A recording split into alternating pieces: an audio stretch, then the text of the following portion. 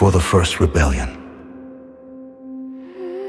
Before the first breath, there was no time.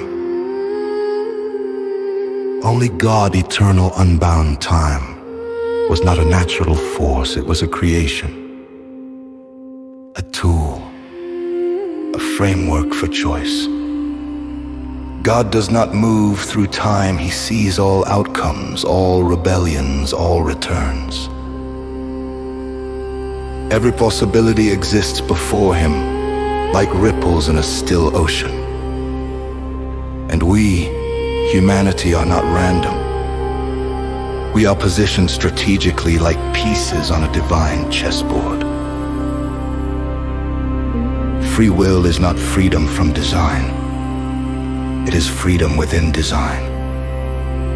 We move, we choose, we rebel, but the board is His, the architecture is divine.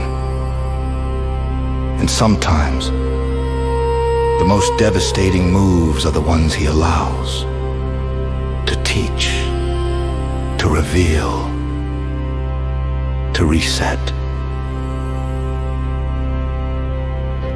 Take Samson, a man of unshakable strength, not just physical, but spiritual, tribal, loyal. He was not weak, he was fortified by purpose.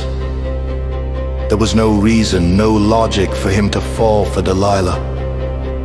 She was outside his people, outside his belief. But it happened, not by accident. By orchestrating, Delilah was not just a seductress, she was a divine move. A necessary fracture. Samson's fall was not failure. It was set up. A trap designed to expose vulnerability, to trigger collapse, to prepare rebirth. This is the pattern. God allows strength to be tested, loyalty to be seduced, truth to be buried, so that it may be rediscovered. Extremism is not the disease. It is the symptom, the echo of forgetting divine order. And when we forget, we build idols. We chase illusions. We mistake rebellion for freedom.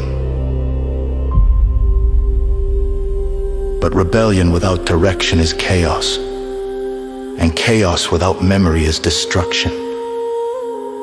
The moment we disconnect from the source, we become vulnerable to every counterfeit, every ideology that promises liberation but delivers bondage, every movement that claims to be righteous but is rooted in pride. Pride is the oldest rebellion. It is the whisper that says, "You can be like God," and it always ends the same way, with collapse. God waits, He watches, He permits tension to build, He allows the board to darken, until the lesson is learned, until the return begins. He does not intervene out of impatience. He intervenes when the silence has taught what words could not, when the collapse has humbled what pride refused to yield, when the soul is ready to remember. We are not gods, but we are made in His image. And so we must learn not by comfort but by consequence, not by ease but by endurance, until we remember the architect and return to the design.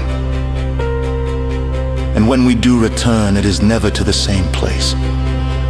It is to a deeper understanding, a refined purpose, a tested loyalty that is the divine strategy, not to prevent the fall but to use it, not to erase rebellion but to transform it, not to shield us from pain but to shape us through it. This is chapter 1. The blueprint begins not with control but with orchestration, not with domination but with design. And every extremist, every idol, every collapse is part of the lesson.